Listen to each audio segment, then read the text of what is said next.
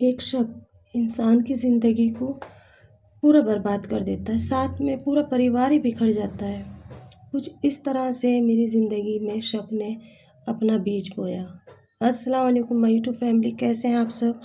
उम्मीद करती हूँ ठीक होंगे। मैं भी आप सबकी दुआओं के साथ में ठीक हूँ और मेरे बच्चे भी ठीक हैं।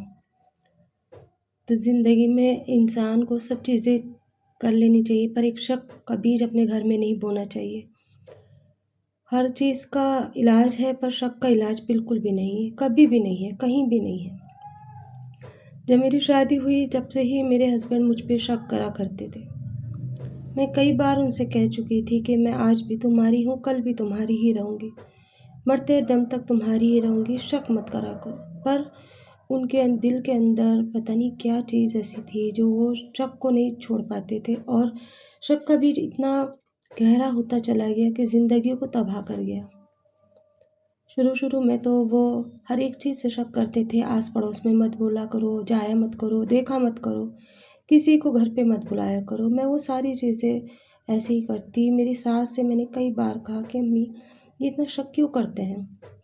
वो ये कह देती कि इसके बाप के अंदर भी यही आदत थी और इसके अंदर भी यही है। तुम ऐसे काम मत करो जो कि ये शक करे। खैर, बड़ी बूढ़ी थी बेचारी, वक़्त के साथ-साथ समझा देती, और एक दिन समझाते-समझाते वो भी चली गई इस दुनिया से। अब मैं रह गई और मेरा एक बेटा रह गया। कुछ दिनों के बाद में मेरी एक बेटी हुई और मेरे हस्बैंड ने कहा कि अब हम यहाँ नहीं रहेंगे, मैं शहर जाऊँगा और वहाँ पर ही हम सेट करेंगे अपने घर को, क्योंकि ये मोहल्ला में अब मेरा दिल भी नहीं लगता और मैं यहाँ रहना भी नहीं चाहता। और इस तरह से मेरे हस्बैंड का कारोबार भी शहर में था और उन्होंने और बढ़ाया और घर भी लिया और हमें सबको वहाँ ले गए। साथ में वो अपने चाचा के एक लड़के को ले गए और कहने लगे कि ये घर का सामान ला दिया करेगा और थोड़ा बहुत काम भी करा करेगा और सीख भी लेगा। मैंने भी सोच लिया कि एक से दूसरात रहेगी, ये तो काम पे चले जाते हैं, लेकिन मैं अकेले से क्या करूँगी? पीछे से मुझे मार्केट भी जाना रहेगा, बाज़ार, बच्चों का भी देखना रहता है, छोटे-छोटे दोनों बच्चे थे मेरे। खैर, हम सारे के सारे वहाँ पहुँच गए। पहले हम 4 थे, अब हम 5 हो गए थे। बस मेरे हस्बैंड सुबह में काम पे जाते तो कह के जाते कि अंदर से गेट बंद कर लेना, मार्केट तुम बिल्कुल नहीं जाना। हर एक चीज़ के ऊपर शक चलता उनके। रात को जब वो आते, जब भी उनके मूड रहता वो सही हो जाते, नहीं तो फिर वही बात। घर में कौन आया था, हर एक चीज़ को वो शक की नज़र से देखते हैं और मैं बहुत परेशान थी। अम्मी से कहती तो अम्मी भी यही कह देती, कुछ आदमियों में आदत होती है, रफ्ते-रफ्ते चली जाएगी। भाई से कहती तो भाई भी यही कहता, और मैं जितना हो सकता था अपने आप को ज़ब्त करती और चुप हो जाती। जब मन करता वो खुश होके बोलते, जब मन करता वो डाँट देते, जब मन करता कहीं घुमाने ले जाते, लेकिन रास्ते भर यही रहता, यहाँ मत देखो, वो तो तुम्हें क्यों देख रहा है, क्या बात है? बस कुछ उनकी हरकतें ऐसी होती चली गई और एक दिन नौबत ये आई कि उन्होंने मुझे छोड़ दिया, सिर्फ़ और सिर्फ़ एक छोटी-सी बात पे। बात भी कोई बहुत बड़ी नहीं थी, सर्दी का टाइम था। खाना वगैरह बना कर के मैं लेट गई थी और जब वो आए तो मैंने उन्हें खाना गरम करके दिया। उसके बाद उनके चाचा का लड़का आया, मैंने कहा कि इसे भी खाना दे दूँ। मैंने कहा ठंडा खाना कैसे खाएगा, ला गरम कर दूँ।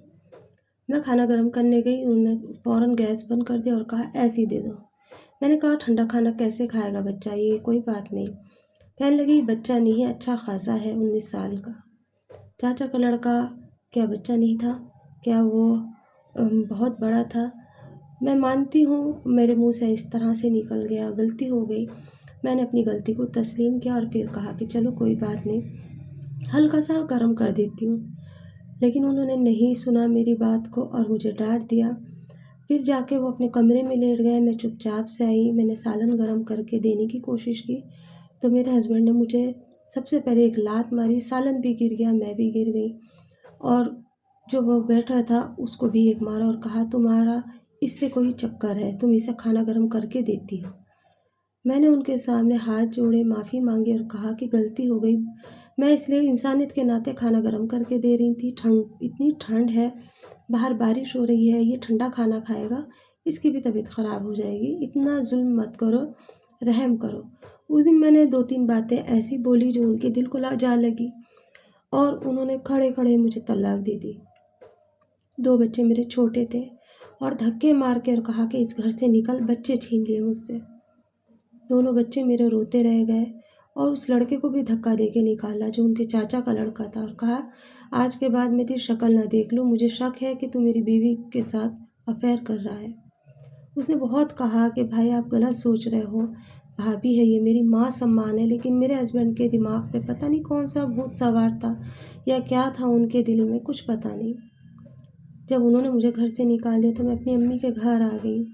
मेरे पास पैसे भी नहीं थे, आस पड़ोस वालों ने मुझे कुछ पैसे दिए और कहा बहन अपने घर चली जाओ अपनी माँ के यहाँ, ये आदमी तो पागल है, तुम्हें भी पागल कर देगा। अम्मी के घर गई तो अम्मी ने मुझे रख लिया और भाभी की आंखों में तो मैं खटक ही रही थी। भाभी ने कहा लो भाई, एक मूंग दलने और आ गई हमारी छाती पर। सबका सुनती, सब्र करती, लेकिन मैं अपने बच्चों के बगैर नहीं रह पा रही थी। मेरा रात और दिन मेरा रोना था। किसी किसी के फ़ोन से मैं अपने बच्चों की खैरियत ले रही थी, लेकिन बच्चे इतने छोटे थे कि वो मुझसे बात नहीं कर पा रहे थे। एक दिन मैंने सोचा कि मैं पड़ोस में जाके छुप जाऊंगी और वहाँ अपने बच्चों को बुला के प्यार करूंगी। ये चीज़ उस कमबख्त को पता नहीं कैसे पता चल गई और उसने पूरा दिन पहरा दिया। उसे पता चल गया था कि मैं पड़ोस में आई हुई हूँ।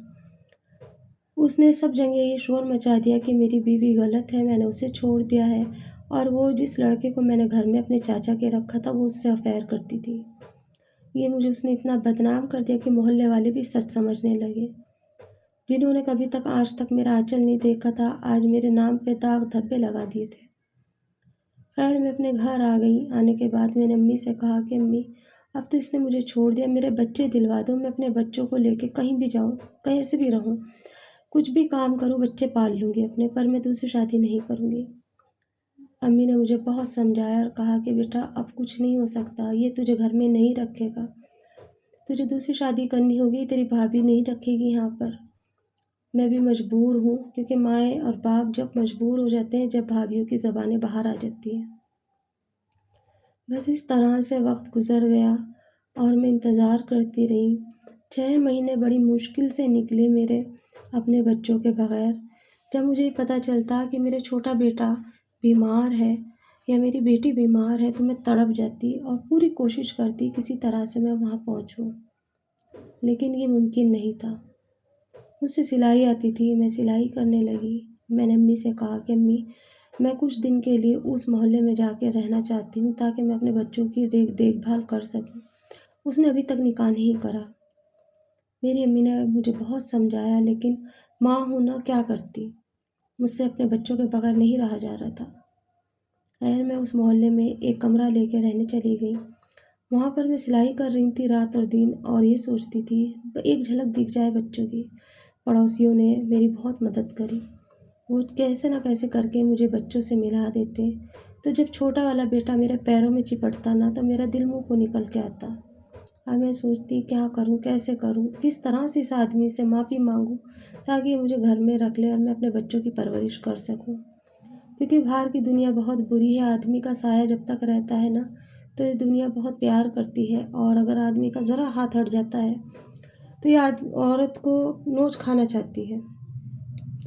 वैसे ही मुझे मेरे हस्बैंड ने बदनाम कर रखा था। खैर वक्त जैसे तैसे मेरा कटा और एक दिन मुझे मौका मिला, मैंने सोचा मैं अपने बच्चों को लेके भाग जाऊँ।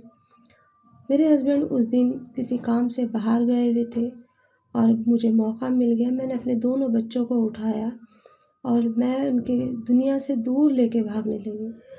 पर उसने मुझे आधा दबोचा। स्टेशन पे मैं खड़ी थी और वो मेरे पीछे पीछे आ गया। आके उसने दोनों बच्चे छीन लिए और कहा कि मैं अपने बच्चे नहीं दूँगा। या बच्चे उसी के थे। मैंने कहा अच्छा एक काम करो, तुम लड़की मुझे दे दो, लड़का तुम रख लो। कहने लगा ना मैं लड़की दूँगा ना लड़का दूँगा, बच्चे मेरे हैं, मैं अपने पास रखूँगा। उसने पुलिस स्टेशन में कंप्लेन करा दी और वहाँ जाकर कह दिया कि मेरी बीवी किसी और लड़के से अफेयर करती है, मैं अपने बच्चे क्यों दूँ। पुलिस वालों ने भी उसकी बात मान ली। मोहल्ले में आके पूछताछ हुई और मोहल्ले वालों ने भी कहा कि हमने सुना है लेकिन हमें पता नहीं इस चीज़ का। लेकिन वो औरत ऐसी नहीं है।